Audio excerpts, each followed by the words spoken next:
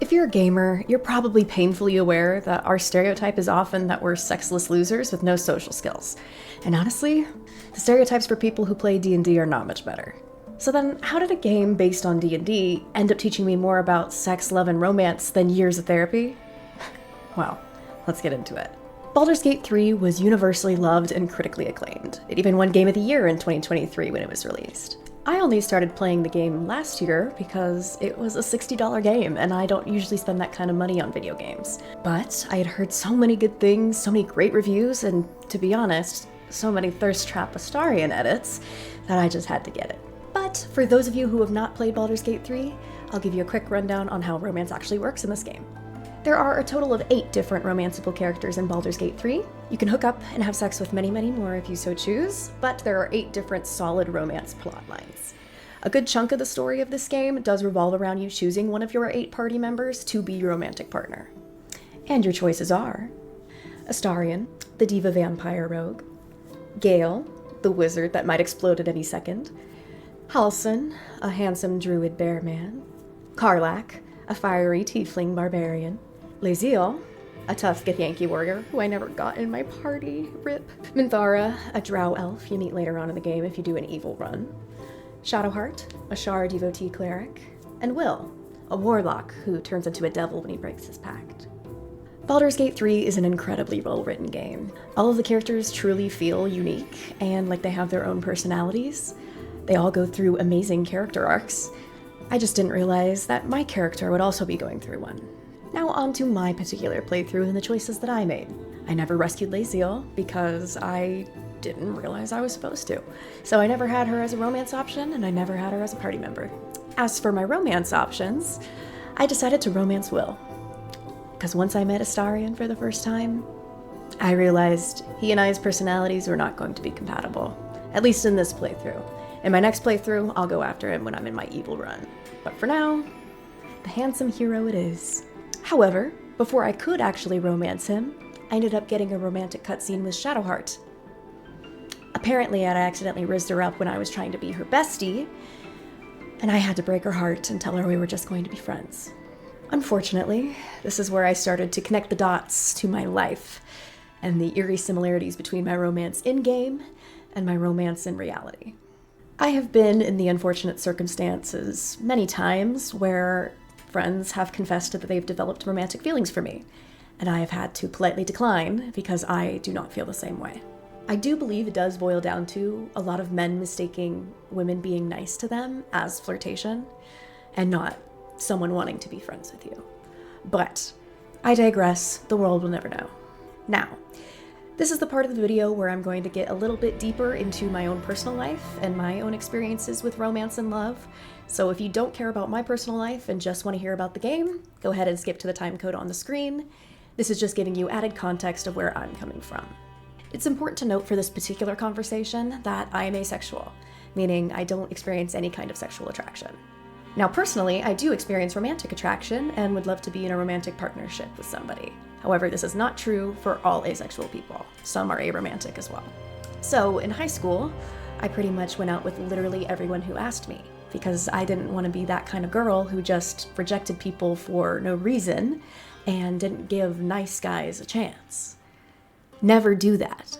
Only go on dates with someone if you are romantically attracted to them or see yourself becoming romantically attracted to them. If you feel nothing, give it 1 date max and then get out. I did not do that. I would lead these guys on for months because I felt bad telling them I didn't like them, at least in that way. And that led to much more hurt than if I had just broken it off at the beginning. Don't make the same mistakes I did. It's something I regret at this point in my life. Now, one time I did actually date someone that I liked. Unfortunately, this guy happened to be the one who cheated on me multiple times and gaslit me about it for months. So you can imagine what that did to my view of relationships. So, after that, and a few more rounds of dating guys I didn't actually like, I decided to remain single for at least a little while. I decided that I was going to wait until I found someone I actually liked. And that was 6 years ago. And I have been single ever since. Now, you might be asking yourself, Willow, what does this possibly have to do with Baldur's Gate 3? I'm getting there. I promise. At the end of Act 1, there is a big party celebrating a victory, and it's your first opportunity to privately talk to a lot of your party members. This is the game's way of getting you to confirm who you are romantically interested in. It's your first big opportunity to flirt. Now, it is possible to romance more than one character at the same time, but only some of the characters are comfortable with that, and others will break up with you for it. So make sure that you do your research beforehand before you just start flirting with everybody, because you could end up single like me. Now, I didn't end up single from flirting with everybody. Quite the opposite. I flirted with nobody, and therefore missed the opportunity for romance completely. Well, that's not quite true, because this is when I got that romantic Shadowheart cutscene. So I did romance someone, and then rejected them. Oops. And so, once again, I ended up alone. However, there was another opportunity for romance in Act 2 with Halsin. He joins your party to help you lift the Shadow Curse. I, unfortunately, never figured out how to lift the Shadow Curse, and so Halsin stays behind in the Shadowlands to try to figure it out without you. And you never get to romance him. I ended up getting about 50 hours into my playthrough, all the way to Act 3, before I finally asked my chat where all the sex and romance was that everybody had been talking about. Come to find out, I completely missed it all, because I was too socially awkward to pick the most outright flirty and sexual dialogue options. That celebration where you got to talk to everybody was the opportunity to establish your romance. And if you didn't take it then, you don't get it. But if you don't pick any of those outwardly sexual options, then you go to sleep alone. Until Shadowheart woke me up. Because her final flirty dialogue option was not sexual in nature.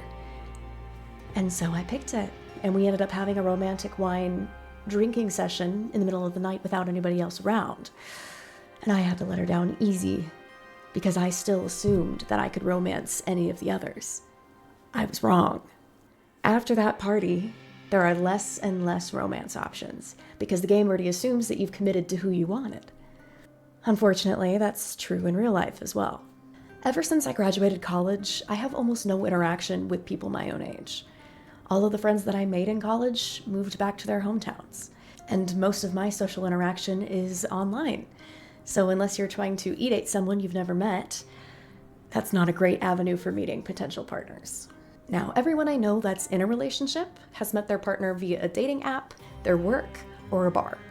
And that's another complication for me, is I don't drink, and I'm physically disabled, so I don't go out very often. I'm a gamer, what can I say? I prefer to stay home and play video games with my online friends. So I don't get out much, to say the least. Now, I was already sad that I had missed all of the main romance options of Baldur's Gate 3, but to make matters worse, even Withers, the undead, servant guy that you go to pay to revive your friends if you don't have a Revivify scroll, he mocks you if you're single. Thou walkest alone. On all these harsh nights, thou hast sought no company. And your options to respond are 1. I don't want a partner. 2. You sound disapproving. Or 3. My love life is none of your business, skeleton. I will note that I tried and failed is not one of the options. Listen. Love is no domain of mine, but it is often cited as the purpose of mortal life. Wherefore turnst thou from it?